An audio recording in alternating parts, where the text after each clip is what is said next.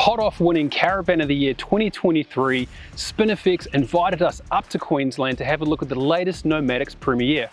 Now this is a model down from the dominating electrics, but that's not to say it's not a significant van with a lot to offer. Now we've already towed it up from Brisbane to Kenilworth Homestead, but before we take it into the bush, we thought we'd set it up and get into some details.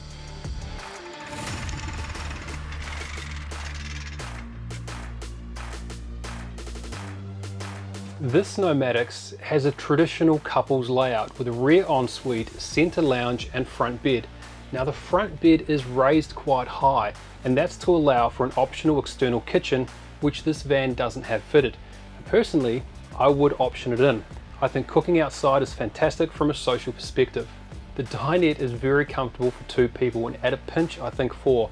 And this is real leather, not fake genuine leather. This comes from cows in New Zealand. But what really stands out for me is how I can escape from this hot winter in Queensland inside the Nomadix.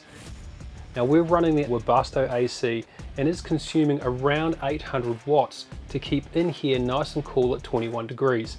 But what's more impressive is the 1660 watts of sun power solar panels on the roof are doing more than putting in an equivalent 800 watts. We are currently charging the batteries while running AC. This Nomadix runs an Oscorp DCX 5 kilowatt inverter charger and a 7 kilowatt hour battery running at 51.1 volts DC. The battery is capable of powering the AC for around 7 hours, but as we saw with the additional optional 4th solar panel, on a good day you'll see more power into the battery than the AC and other appliances will use. Under the Nomadix Premier, it's neat as a whistle. The plumbing is tucked up above the chassis rails, hard under the floor, so you're not going to see any problems there. Now all Spinifex run on XT air suspension with level 4 auto leveling. Now this thing can carry up to 440 litres of fresh water plus 85 litres of grey. Now that stands out by itself, but what also impresses me is the way they've worked their stone guards around the critical parts of like the grey tank and up here on the front of the fresh tank. Now the brakes are disc, and importantly it runs a 1600 psi collector or reservoir for the brakes, so you know they'll have firm action and good progressive brake feel. Now we've towed it a little bit so far, but later on today I'll give you my tow impressions of the mighty Isuzu up front. The Nomadix is built using a riveted C-channel alloy frame with single-piece fiberglass skinned foam core walls and roof. The benefit is a body that has a small amount of needed flex, but very little maintenance and lots of good insulation. The walls weigh bugger all which helps to keep the centre of gravity low, although there is a lot of mass in the Nomadix with its ATM of 4,500 kilos. When I arrived from Queensland, I knew I was going to be towing a 4.5 tonne van in the Nomadix. What I didn't expect was that I'd be doing it with a light truck like this Isuzu here.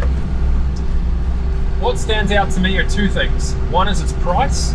At around 170 grand, it's a lot cheaper than a high-end 2500 series or high-end F250, yet it has a massive payload, better off-road clearance, and in this one's case, comes with a canopy and some massive water tanks underneath. Now AAV are a Queensland-based specialist for conversions of trucks like this Isuzu, and they do smaller models and bigger models, but this one feels like the right match for a big 4.5 tonne van like the Nomadix. You feel like king of the road.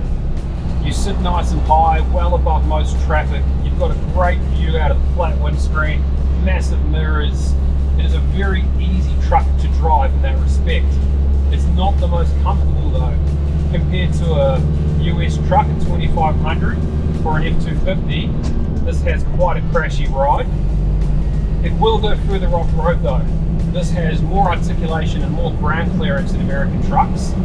And on the tyres that it's sitting on from AAV, I reckon you'll drag this further than you sensibly should go.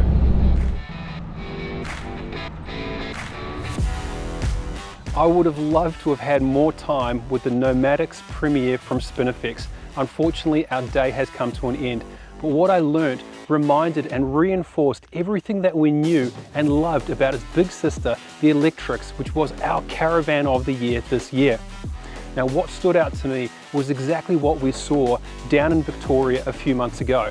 Is the quality of engineering, the fit and finish, and the no compromise to making one of Australia's best off-road caravans.